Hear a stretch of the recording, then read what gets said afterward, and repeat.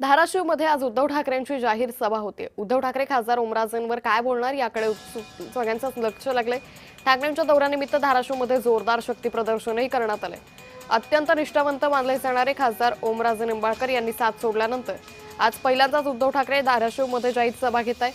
दुपारी 3 वाजता शहरातील सिद्धाई मंगल कार्यालयात या सभेकडे संपूर्ण राज्याचं लक्ष लागलंय। या सभेत ठाकरे ओमराजे निंबाळकर यांच्या पक्षांतरावर काय भूमिका मांडतात हे पाहणं अतिशय महत्त्वाचं ठरणार आहे।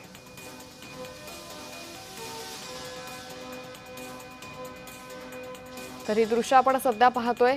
ओमराजे निंबाळकर यांनी पक्षांतर केल्यानंतर पहिल्यांदाच उद्धव ठाकरे हे धाराशिवमध्ये जाहीर सभा घेत आहेत। या सभेमध्ये आता उद्धव ठाकरे नेमकं काय बोलणार याकडे सर्वांचं लक्ष लागलेलं आहे। तर या सगळ्या परिसरामध्ये मोठी बॅनरबाजी सुद्धा करण्यात आलेली आहे। तर कार्यकर्ते ठाकरे गटाचे मोठ्या संख्येने या जाहीर सभांना उपस्थित असल्याचं पाहायला मिळतंय।